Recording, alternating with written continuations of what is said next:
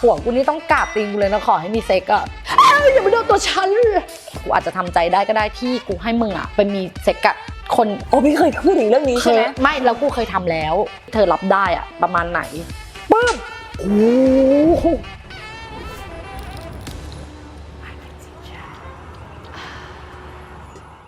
Hello and welcome to I Can Teach สวัสดีค่ะพี่ฝน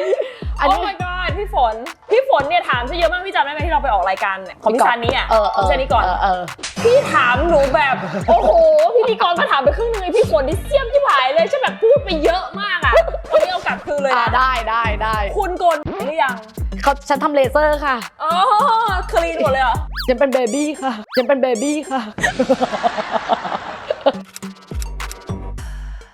ตอนนี้นะพี่ฝนอยู่ everywhere เห็นทุกที่เลยไม่ได้เป็นแค่ creative แล้วนะเป็นแบบว่า influencer ดารานางแบบเซเลบริตี้ไฮโซเขาเรียกว่าแรงดึงดูดอ๋อแบบ manifesting แรงแห่งจักรวาลเราพูดไปเรื่อยๆว่าฉันจะได้เป็นไฮโซสักซัมเดย์ กูยีผมเป็นนี่เลยถึงโตแล้วใส่สร้อยมุกใช่ไหมอย่างเงี้ยเหมือนคนชาวเกาะนะพี่Hawaiian girl เซ็กซี่อะไรอย่างเงี้ยเห็นว่าพี่คบคนมานานมากแฟนก่อนปัจจุบันที่หนูรู้จักใช่คือเป็นคนคบคนนานแต่กูเป็นคนไม่อินเรื่องเซ็กเลยจะชอบชอบอินแล้วชอบมันชอบหมายถึงชอบฟังชอบรู้ชอบเสือกชอบแต่ไม่ชอบทำไมอ่ะไม่ชอบเพราะมีความรู้สึกว่าความรักอ่ะมันก็แค่แตะกอดจับมันก็ฟีลแล้วสำหรับเรากูว่ามันเป็นไปตามเอจโอเคคือเข้าใจใช่ป่ะสมมุติว่าตอนที่แบบว่าเริ่มเบิกโพรงเนี้ย เบิกโพรงเนี่ยพ่อแม่เราอ่ะมึงเข้าใจไหมคนไทยอย่างนี้คือมึงเข้าใจไหมคือต่อให้เราจะเป็นบุคลิกยังไงก็แล้วแต่เรื่องเซ็กมันก็เป็นเรื่องปกติอะไรเงี้ยเราก็ไปเบิกโพรงเสร็จปุ๊บแล้วก็เซ็กมันเป็นแบบนี้นึกออกไหมแล้วก็มาเราก็ไม่ได้อินกับมันมากเนาะอะไรเงี้ยก็ค่อยๆแบบเรียนรู้กันไปอะไรเงี้ยจนที่กูบอกว่ามันเป็นตามเอจคือฮอร์โมนกับอะไรมันก็เป็นไปตามวัยใช่ป่ะช่วงนึงเราทำไมเรามีเซ็กกับคนนี้ได้ทุกวันเลยวะพอหลังๆมันก็จะถดถอยกันไปอะไรอย่างเงี้ยมึงเป็นป่ะเลิศทุกคนไม่เพราะว่าเรื่องไงหนูอะไม่มีวันไนท์สแตนไงเพราะหนูอยากให้ทุกคนถึงจุดให้ได้เราอะเป็นคนที่คือเป็นคนวันไนท์สแตนมาก่อนแต่ไม่ได้บ่อยนะแต่พอเราเลิกกับคนนั้นเสร็จปุ๊บเราก็มีช่วงแกปว่างใช่ป่ะประมาณ3ปีใช่ป่ะช่วงนั้นเราก็คิดในใจละเดี๋ยวเราฮิลตัวเองก่อนปีนึง2ปีผ่านไปเพื่อนก็เริ่มบิ้วเราละแบบเราเนี่ยนะเกิดมาเป็นคนถ้าเกิดตรงนั้นอันนั้นอะของเราเนี่ยถ้าตายไปเนี่ยสับปะเลอเผานะคะสับปะเลอเศร้าแทนเรานะคะว่าเรายังใช้ไม่คุ้มเลยเหรอหนูต้องใช้คุ้มเหรอเนี่ยคือก็เราก็คิดว่าเราก็ลองเปิดใจดูแบบเหมือนแบบว่าเพราะมันก็ไม่ใช่เป็นเรื่องเสียหายถ้ารู้จักป้องกันแล้วหนูว่าพอพี่เสกกับพี่ชอบทำอะไรพิเศษปะถ้าเกิดแบบยกเว้นเอาบนเตียงเงี้ยพี่ชอบอมไหมไม่ชอบเป็นคนมาเลียไหมได้แต่ตอนนี้มันจักรจี้อย่ามาโดนตัวฉันจริงเหรอจริงอย่ามาจับนมฉันแล้วมีผัวทำยังไงอะตอนนี้ผัวก็เซ็งๆอยู่ตอนนี้ผัวกูนี่ต้องกราบตีนกูเลยนะขอให้มีเซ็กอะว้าวจริงก็คือแบบด้วยความที่งานเราด้วยหรืออะไรเราด้วยเขาเคยบอกว่าให้เราไปหาหมอเหมือนกันน่าจะเซ็กซ์ไดรฟ์ต่ำมาก1 เดือน1 ครั้งโอ้ my god น้อยมากคือนี้แล้วแต่คนนะแต่ว่าติช่จะบอกว่าในธรรมชาติอยู่แล้วคนมันก็จะมีเซ็กช่วงแรกเยอะเป็นพิเศษแล้วมีความใหม่มันมีความแบบว้าวอะไรอย่างเงี้ยแต่พอผ่านไปเรื่อยๆต่อให้เป็นคนที่มีเซ็กที่แอคทีฟที่สุดมันก็จะลดลงแต่แล้วแต่จะลดลงเลเวลไหนมองว่ามันเป็นปัญหาความสัมพันธ์ไหมเอาจริงๆเป็นปัญหานะเพราะว่าเคยมานั่งจับคุยกันเลยแบบว่าผัวก็ต้องเครียดใช่ป่ะว่าในขณะที่กูแม่งต้องการมึงแบบสุดๆไปเลยอะไรเงี้ยแต่มึงแม่งไม่ฟีดกูเลยอ่ะมึงไม่ให้กูเลยอ่ะจับปุ๊บกูกรี๊ดเลยอย่างเงี้ยเหมือนผีสิงอ่ะเราก็มีความรู้สึกว่ามันก็เป็นปัญหาประมาณนึงอะไรเงี้ยแต่พอสุดท้ายก็งั้นก็คนละครึ่งทางอะไรเงี้ยก็เลยบอกว่าคือเราก็จะให้คุณนั่นแหละในวันที่คุณอยากจะแบบอะไรใดๆอะไรเงี้ยแต่เราก็บอกว่าเฮ้ยสักวันนึงอ่ะกูอาจจะทำใจได้ก็ได้ที่กูให้มึงอ่ะไปมีเซ็กกับคนพี่เคยพูดถึงเรื่องนี้ใช่ไหมไม่แล้วกูเคยทำแล้วเราอ่ะให้ไม่ได้ใช่ป่ะแล้วเราก็เลยบอกเขาว่าฉันเปิดใจลองโอเพ่นหน่อย โอเคแล้วฉันลองหน่อยอะไรเงี้ยฉันขอลองก่อนนะซึ่งแต่ตอนนั้นอะต้องบอกก่อนว่าขอลองก่อนนะเหมือนกับว่าช่วงนึงนะถ้าเกิดกูชอบไม่ชอบเดี๋ยวกูบอกอีกทีแล้วไม่ได้บอกว่าเพอร์มาเนนต์แบบไม่ถาวรก่อนใช่เขาก็หายไปแบบเหมือนแบบประมาณว่าไม่ได้หายไปหรอกแต่ว่าคือไปทำงานที่หนึ่งที่สิงคโปร์อะไรเงี้ยแล้วกลับมากูช็อกเพราะว่ามันทิ้งพวกมาร์กไว้แบบอะไรซึ่งกูอ่ะมีความรู้สึกว่าถ้ากูไม่เห็นอ่ะกูจะไม่มีฟิลนั้นเว้ยแต่พอกูเห็นอ่ะแล้วกูอ่ะช็อกกูก็เหมือนกูเงียบไปอยู่ประมาณแบบวัน2 วันมันเพราะกูเป็นคนบอกเขาใช่ป่ะเขาก็ขอโทษเราเขาก็ร้องไห้ไหมร้องไห้แบบเหมือนแบบประมาณว่าเอาจริงๆแม่งไม่ได้ว่ะแม่งไม่ได้ว่ะอันนั้นมันย้อนกลับไปช่วงที่เราคบกันแรกๆสุดท้ายมันไม่ได้จริงๆแต่วันนึงอ่ะกูมั่นใจว่ากูน่าจะข้ามได้เพราะกูอ่ะให้มึงในสิ่งที่มึงต้องการไม่ได้เพราะผู้ชายมันไม่เหมือนผู้หญิงถูกป่ะผู้หญิงมันโตขึ้นมันก็ความคิดเรื่องนี้มันก็น้อยลงแต่ผู้ชายมันไม่ว่ามันจะ40 50 60 70มันก็ยังมีอยู่อ่ะมันต้องใจถึงขั้นนึงนะก็ถึงบอกว่ามึงต้องใจถึงมากๆคือหมายถึงว่าถ้ามันเกิดเหตุการณ์อันนี้ขึ้นแล้วคือมึงต้องกลับมาถามตัวมึงเองว่ารับได้จริงๆใช่ไหมมันก็คืออย่างที่เขาบอกว่าลองผิดลองถูกอันนี้คือลองผิดแล้วมันจะได้เรียนรู้ว่าอ๋อมันเป็นแบบนี้ที่แปลกที่สุดที่เคยมีไม่มีก็บอกอยู่ว่ามันกูไม่ได้เป็นคนแบบว่าไปสรรหากูไม่ได้เป็นคนสรรหาอีชากูไม่ได้เป็นคนแบบ survivor คือเอางี้ถ้าเกรดแบบวิชาเซ็ก101อ่ะกูคงสอบได้1ก็คือกูโชคดีแล้วอะเนี่ยแต่ว่าพี่ต้องไปรู้เรื่องเพื่อนมาหรือเรื่องแบบอินซิเดนต์ต่างๆเพราะพี่เป็นคนเที่ยวแบบเยอะเพราะเราก็ยังเคยเที่ยวด้วยกันเอางี้อีนิวเขาไปเที่ยวเกาหลีแล้วเขาก็ปัดนู่นนี่นั่นอะไรเงี้ยก็คุยกันปกติว่าเดี๋ยวคืนนี้เจอกันนู่นนี่นั่นก็คือนัดแบบเล็ดยุดนั่นแหละเสร็จปุ๊บผู้ชายก็ถามเขาว่าเธอใส่รองเท้าเบอร์อะไรก็บอกอุ้ยฉันเป็นเลดี้บอยเพื่อนก็บอกว่าเป็นเลดี้บอยกลัวเขาจะตกใจว่าใส่รองเท้าเบอร์44มึงเข้าใจปะผู้หญิงไม่มีใครเท้าเบอร์44ค่ะเสร็จปุ๊บก็บอก44ปุ๊บผู้ชายก็อุ้ยโซเซ็กซี่ผู้ชายก็บอกว่าผู้ชายก็เลยบอกว่าให้ถ่ายเท้ามาให้ดูหน่อยมันก็รีบออกไปแบบเหมือนแบบไปมินิมาร์ทอะเพื่อไปซื้อยาล้างเล็บที่สีทาเล็บมึงเข้าใจป่ะเสร็จปุ๊บFetish ใช่สุดท้ายก็คือไปช้าเพราะว่ามัวแต่ทาเล็บอยู่สีไม่แห้ง ผู้ชายก็ไม่ชุดอีปองก็เคยเจออีปองอ่ะบอกว่าอีฝนเขาเลียตีนหนูอ่ะจนเขาไม่มายุ่งกับอันนั้นของหนูเลยจริงเหรอเพราะว่าของหนูยุ่ง 70%เช็คธรรมดาแต่ว่า30คือแบบอยู่ตรงนั้นอยู่ไม่มันเป็น position ที่เอาได้แล้วเลียไปด้วยได้ทำดิโอเคท่านี้ผู้ชายใช่ไหมเอาอย่างเงี้ยแล้วก็เอาเท้าอย่างเงี้ยแล้วก็อมเท้าอ่ะระหว่างเอาอ่ะชีวิตมึงเขาผ่านอะไรมาบ้างวะเนี่ยเลิศไม่สนุกมากจริงๆอะถ้าเกิดใครเคยโดนอมเท้านะมันสนุกคือปกติมันจะเจ็บตรงจิ๋มใช่ไหมมันจะอย่างเงี้ยคือตอนนี้แบบเท้ามันจะหลุดแล้วอ่ะมันแบบมันดูดแบบตีนอ่ะมันไม่รู้แล้วก็มันก็มีหลายๆเคสที่บอกว่าเหมือนเราฟังมาจากแบบในรายการมีคนนึงอ่ะเขาเห็นว่าพี่เขาอ่ะขึงผู้หญิงคนนึงแล้วก็ฟาดแล้วผู้หญิงคนนั้นก็ร้องเขาก็เข้าใจว่าอันนั้นคือความสุขหลังจากนั้นมาเขามีเซ็กแบบนั้นเขาก็มีเซ็กแบบนั้นหนูเชื่อว่าอันนั้นมันเป็นตัวเปิดความชอบของเขาถ้าเกิดคนมันไม่ชอบเลยมันจะไม่ถึงขั้นนั้นมันไม่โอ้โหต่อให้แบบพี่รู้ไหมแพงมากนะการที่มี fetish BDSM อ่ะใช่แพงเพราะว่ากุญแจมือมันจะมีแบบถูกๆแต่พวกนี้ไม่ใช้พวกนี้จะใช้แบบของ quality ดีแค่กุญแจมือก็เป็นไม่รู้กี่พันแล้วใช่มันขึงหนูเคยไปที่นึงมึงไปไปดูเขาทำเซ็กโชว์ในไอคที่ชาไปดูได้วันที่เราไป BDSM คือเป็นห้องเลยเขาจะมีเครื่องจักรต่างๆเนี้ย EP นี้ดูได้นะคะก็คือมันก็จะมีคือหลายอย่างมันราคาเยอะมากพี่แบบค่าดิวโดค่ามัดค่าแส้อย่างเงี้ยเขาหาคุณภาพดีๆมานะเยคนนะนี่ก็ถามบอกว่าเธอลองตีให้ฉันดูหน่อยว่าแรงตีอ่ะที่เธอรับได้อ่ะประมาณไหนปึ๊บโอ้แบบมันอันตรายทุกคนมันก็เลยแบบว่าการจะทำ BDSM มันต้องใช้ความแบบฝึกฝนน่ะเหมือนกับว่าในเชิงแบบต้องเริ่มซอฟต์ก่อนมันก็ทำให้พวกเรารู้ว่าอ๋อเฮ้ยในบนโลกใบนี้คนเรามันมีเซ็กหลากหลายรูปแบบ แล้วคนพอมันแชร์มันก็ชอบแชร์แต่เรื่องแบบอุ้ยเอากันแรงแค่นี้พอไงแต่พอคนมันมีความชอบส่วนตัวอย่างเงี้ยมันจะเริ่มไม่บอกละใช่เพราะอายไงเพราะว่ารู้ว่าโดนจัดเช่นบางคนอ่ะ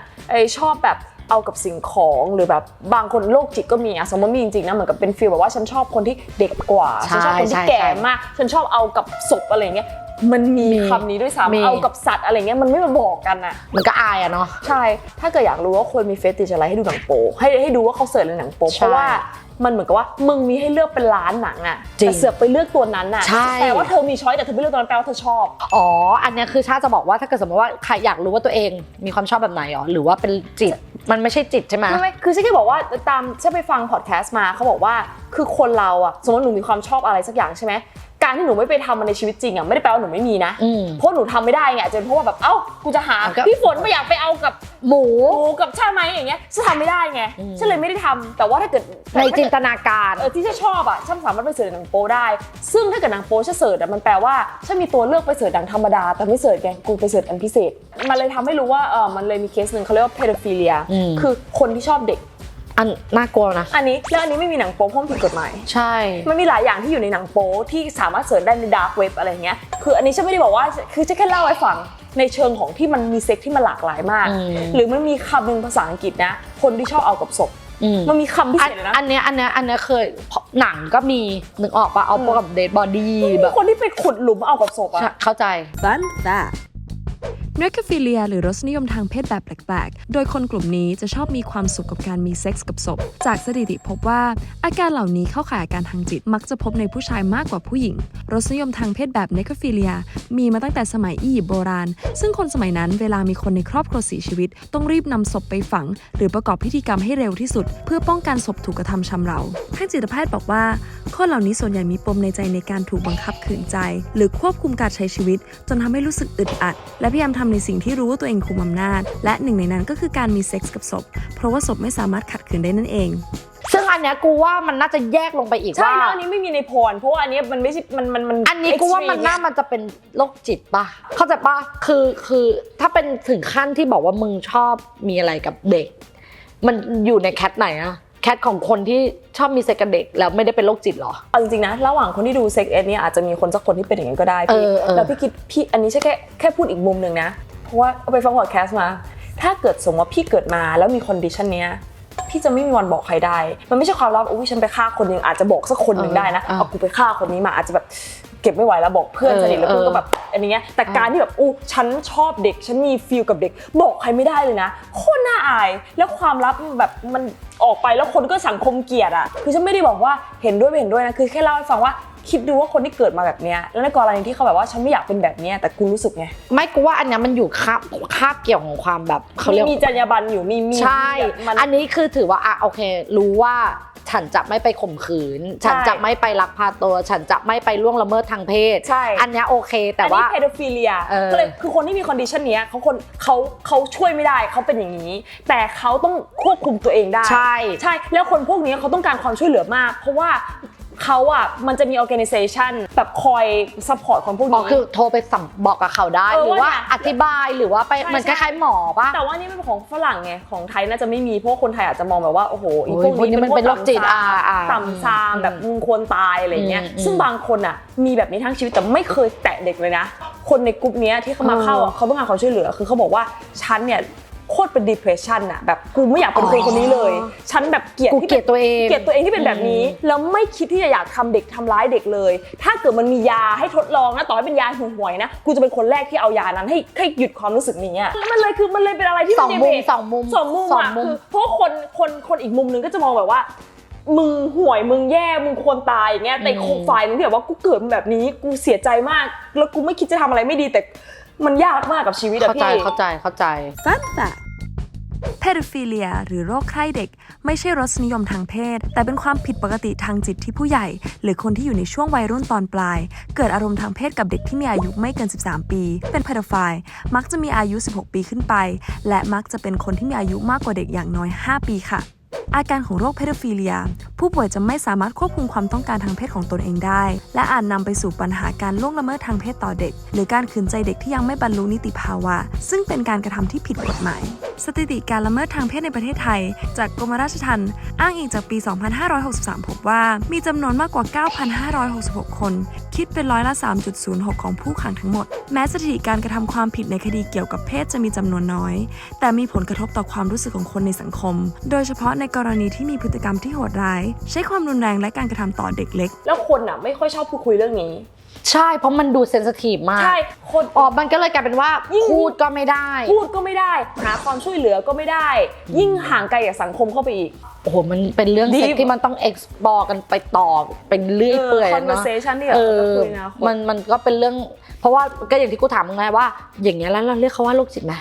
แล้วแล้วอะไรมันยังไงมันต้องไปหาหมอไหมหรือมันต้องคุยกับใครหรืออะไรอย่างเงี้ยก็ต้องคุยกับแบบจิตแพทย์หรืออะไรอย่างเงี้ยอันนี้เป็นเรื่องนี้เท่าที่พี่ฝนทำงานมาหรือเจอเรื่องต่างๆในชีวิตมาเนี่ยอยากให้แชร์ว่าเรื่องที่พี่เจอใหม่อาจจะเจอบ่อยๆเช่นแบบเรื่อง situation เรื่องคนหลอกกันเรื่องอะไรที่พี่เจอบ่อยๆแบบคือสำหรับกูนะที่กูเจอบ่อยๆส่วนใหญ่จะเป็นเรื่องที่แบบไปมีอะไรแล้วแบบไม่ได้ป้องกันเป็นติดโรคปะไม่ติดโรคเว้ยชาติแต่บางทีมันอาจมาพร้อมกับลูกเหมือนท้องปุ๊บแล้วเขาทิ้งเลยอะแล้วมันก็จะเป็นแม่เลี้ยงเดี่ยวอะผู้หญิงสมัยรุ่นใหม่นะมันก็จะเป็นผู้หญิงที่เที่ยวกลางคืนกล้าได้กล้าเสียแล้วมันหลายๆครั้งมันมาพร้อมกับการท้องที่ยังไม่ได้พร้อมแต่ต้องแซงว่าพร้อมเพราะฉันคือผู้หญิงที่ต้องสตรองแต่พี่รู้ไหมการแท้งถูกกฎหมายปะกูเข้าใจไงแต่ว่าสังคมไทยมันยังมีความรู้สึกว่าใช่คือแค่กฎหมายมันถูกไม่ได้แปลว่าแบบจารีตของสังคมมันยังไม่เปลี่ยนเสร็จปุ๊บคือกูก็มีความรู้สึกว่าบางทีอ่ะแบบผู้หญิงอ่ะมันไม่จำเป็นต้องเล่นว่าเป็นแบบคุณแม่เลี้ยงเดี่ยวถ้าผู้ชายไม่ได้รับผิดชอบหรือตัวเราไม่ได้พร้อมอ่ะแล้วพี่คิดว่ามันควรจะเป็นยังไงคือสำหรับกูมีความรู้สึกว่าเราอ่ะประเมินตัวเราเองก่อนอะไรเงี้ยก่อนที่มันจะประเมินว่ากรรมหรืออะไรอย่างเงี้ยมึงเข้าใจป่ะโทษคำว่ากรรมป่ะคือเหมือนแบบบางทีอ่ะแบบพอบอกว่าทำแท้งหรือแบบอะไรเงี้ยคุณมันจะมีบริบทของสังคมไทยว่ามึงจะไม่เจริญไปตลอดชีวิตแล้วมึงก็บอกว่าไม่เป็นไรหนูเลี้ยงได้แค่คนเดียวคือบางทีคำพูดอะไรพวกเนี้ยมันอยู่ในสังคมอ่ะมึงเข้าใจป่ะมันจะรู้สึกแบบเหมือนแบบนี่กูคือมึงต้องเล่นเป็นรับบทเป็นคุณแม่ที่แบบฉันสตรองฉันเป็นมันไม่ต้องก็ได้อะไรเงี้ยคือถ้าไม่พร้อมก็คือแต่ว่าพี่กำลังจะมาในส่วนของ pro choice มันจะเพราะว่าภาษาอังกฤษมัน pro life pro choice pro life คือคนที่เห็นด้วยกับสิ่งมีชีวิต pro choice ก็คือว่าเฮ้ยทุกคนเป็นคนมีสิทธิ์เลือกชาเข้าใจป่ะแบบเหมือนโอ้ยอย่าฉันเข้าใจเลยแต่เรื่องบางอย่างมันเซนซิทีฟใช่ไหมเราก็จะว่าโอ้ my god เรื่องบาปเรื่องอะไรอย่างเรื่องแบบชีวิตแบบเด็กคนนึงเลยนะมันเสือกไปคาบเกี่ยวกับเรื่องศาสนาเป็นเรื่องใหญ่มันของคนที่เชื่อของคนที่เกิดมาโตมาอย่างนี้ที่จริง conversation เนี้ยมันควรจะมีแล้วหลายคนมี opinion ที่แตกต่างกันได้แต่ด้วยความที่ใช่กับพี่ฝนน่ะเป็นเคสถึงว่าเฮ้ยพวกเราก็อยากจะพูด opinion บางอย่างนะแค่จะอีก choice แค่อีกมุมนึงแต่เสือกมันรู้ว่ามัน sensitive ไงในสังคมไทยพวกเราก็เลยว่ามันจะกึกกักมันจะกึกกักแต่ว่าจะอธิบายยังไงดีว่าฉันเข้าใจเลยว่าที่พอพูดออกไปบอกว่าเฮ้ยมึงสนับสนุนหรือเปล่ามึงแบบที่นั่นแบบเด็กก็ไม่ทำอย่างนี้หรือเปล่าอะไรอย่างเงี้ยไม่ที่จริงพวกเราอยู่แล้วจะพูดบอกว่าควรป้องกันคืออันดับหนึ่งอยู่แล้วแต่กรณีคือเราพูดต่อไปในเคสที่แบบว่าถ้ามันพลาดขึ้นมามันจะมีช้อยนี้กับช้อยนี้นะทำไมอย่างนี้กับอย่างนี้นะเรามาลองแบบยกข้อนี้กับข้อนี้ดูกูคิดว่าใดๆทั้งหมดทั้งมวลก็ควรจะป้องกันฉันรู้สึกว่าคนที่มีเซ็กคือคนที่ deserve คือคนที่ป้องกันตัวเองถูกต้องมันไม่ใช่เรื่องตลกนะคะราคาจ่ายของค่าที่มึงจะต้องหลังจากที่มึงมีเซ็กแล้วมึงติดโรคหรืออะไรเงี้ยเขาต้องไปเสียตังค์แบบกินยาซึ่งเป็นหมื่นนะมันจะมีสภากาชาติยาเป็นหนึ่งในถูกที่สุดในประเทศไทยแล้วตอนนี้ที่ฉันรู้จักนะยาถูกมากแล้วไปตรวจ HIV 200 บาทนะพี่แล้วคนไทยได้ตรวจฟรี2 ครั้งต่อปีตรวจฟรีเลยนะเพราะฉันไปตรวจมาไม่นานคือมันไม่ได้มีแค่เคสว่าโอ้ต้องเป็นอะไรถึงไปตรวจนะคือไปตรวจแบบเช็ครังไข่ไปเช็คแบบว่าโอ้ยเป็นมะเร็งปากมดลูกไหมอะไรเงี้ยคุณไปเช็คได้แล้วก็ตรวจให้หมดไงวันนึงมันจะได้คุ้มพวกตรวจเลือกได้อะไรเงี้ยก็อยากแนะนำอันนี้ขอเสริมของชาคือถ้าเกิดสมมติว่าอุ๊ยรู้สึกว่าการเดินเข้าไปแบบว่าไปตรวจอะไรพวกนี้เรารู้สึกยังมีความเขินอายอยู่ก็ไปบริจาคเลือดได้เพราะว่าเวลาบริจาคเลือดเนี่ยเขาจะตรวจซิฟิลิสจากเลือดเราให้ได้ฟรีด้วยแล้วก็อีกอันนึงเสริมของมึงที่ตรวจรังไข่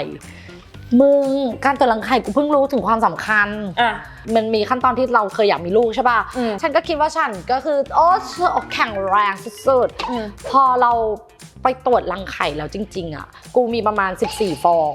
แต่พอเราไปตรวจกันอีกรอบนึงตอนนี้เราเหลือ9ใครที่แบบคิดที่เริ่มจะคิดแล้วว่าเดี๋ยวจะมีลูกก็ฝากไข่ก็เป็นขั้นตอนที่โอเคพี่หนูขอถามหน่อยแล้วตอนนี้พี่ยังอยากจะแพลนมีลูกไหมไม่มีละเพราะว่าเรามีความรู้สึกว่าแบบว่าเหมือนแบบเรามานั่งคำนวณว่าสมมุติว่าถ้าเราจะเลี้ยงเขา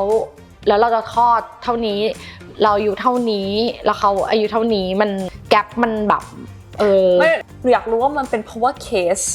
ที่มีลูกยากแบบฟิสิกอลลูกร่างกายหรือเป็นเพราะช้อยส่วนตัวของพี่เพราะว่าพี่ไม่อยากจะมีลูกแบบนั้นปะไม่ใช่คือเราเป็นคนแข็งแรงมากทั้งคู่แต่ว่าหมอบอกว่าบางทีความเครียดมันมาเพราะความกดดันมันก็อาจจะทำให้มันไม่เกาะไม่ติดโอเคมันไม่เป็นไรก็ได้ทุกอย่างปล่อยไปตามธรรมชาติที่มันควรจะเป็นอะไรเงี้ยก่อนจากกันไปนะคะพี่ฝนช่วยฝากช่องทางฝากอะไรก็แล้วแต่ให้โชว์อินฟลูเอนเซอร์ดารานางแบบนะคะเซเลบท่านนึงนางแบบก็ติดตามทุกรายการนะคะที่ทำนะคะมีโต้ว่าเธอมีแบบเยอะแยะมากมายก็นั่นแหละตามนั้นแล้วก็ตามอยากจะฝากอะไรที่สุดเท่าที่ทำมารายการไหนชอบที่สุดก็ชอบทุกอ่านชอบทุกอ่านเพราะถ้าไม่ชอบก็คงแบบไม่ทำพี่ฝนขอบคุณมากเลยนะคะที่มาแชร์ประสบการณ์ในวันนี้นะคะก็ฝากไปติดตามพี่ฝนในช่องทางต่างๆแล้วมีเยอะมากมายไม่รู้จะเริ่มที่ไหนดีนะคะได้เลิศไม่อยากฝากเป็น TikTok โดยเฉพาะหรอเห็นว่าไลฟ์เยอะ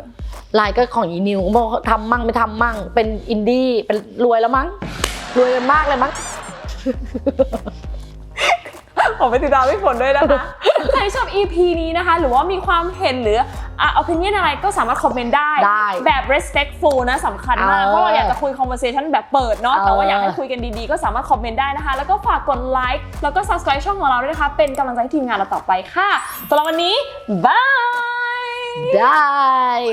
สาวๆเคยเป็นไหมคะตอนเป็นประจำเดือนแล้วใส่ผ้าอนามัยเนี่ยรู้สึกเปียกแฉะเลอะอับไม่สบายตัวสุดๆเลยค่ะใช่อีกทางเลือกนึงมาแนะนำนะคะนี่คือถ้วยอนามัย Flow Days ค่ะเป็นถ้วยที่ทำมาจากซิลิโคนทางการแพทย์ 100% นะคะจะเป็นการพับไปอย่างนี้ใส่เข้าไปในช่องคลอดนะคะแล้วมันก็จะเปิดเป็นการรองรับเลือดค่ะไม่ต้องห่วงเลยนะคะว่าเจ็บเพราะว่าซิลิโคนเนี่ยเป็นซิลิโคนนิ่มค่ะพอใช้เสร็จแล้วนะคะเราก็ดึงออกมาเทเลือดทิ้งนะคะแล้วก็ทำความสะอาดค่ะข้อดีของตัว Flow Days นะคะก็คือเป็น reusable ค่ะนำกลับมาใช้ใหม่ได้นะคะเพราะฉะนั้นเนี่ยประหยัดทั้งเงินประหยัดทั้งเวลาแถมยังลดขยะไปได้เยอะมากเลยค่ะและที่สำคัญนะคะไม่มีกลิ่นเลยค่ะเพราะว่าเลือดเนี่ยไม่ได้สัมผัสกับอากาศหรือว่าแบคทีเรียนะคะทำให้คุณเนี่ยมั่นใจได้ตลอดทั้งวันค่ะไม่ว่าคุณจะไปว่ายน้ำเล่นเต้นโยคะอะไรก็แล้วแต่นะคะใช้ชีวิตแบบอิสระแล้วก็มั่นใจกับถ้วยอนามัย Flow Days ค่ะสามารถติดตามโซเชียลมีเดียของเราได้นะคะทาง Instagram แล้วก็ TikTok นะคะ Flow Days แล้วก็ Line นะคะ @Flow Days เว็บไซต์ค่ะ myflowdays.com Flow Days live with confidence ดารากินกันยังไงพี่ว่าเขาก็สมมติเขาเล่นด้วยกันใช่ไหมสมมติเขาเล่นด้วยกันบางทีมันสปาร์กมองตามันต้องมีใช่ไหมบอดเบิร์ดอีดอกเข้าใจป่ะแล้วมึงไม่ได้ไปเที่ยวแลดเหมือนที่เราแลดอย่างเงี้ยใช่ป่ะในกล้องก็เจอแค่มองตากันคุยกันอินบทบาทนู่นนี่นั่นสกิด3 ทีเอาเวลานู่นนี่นั่นมันก็มีที่ให้เอา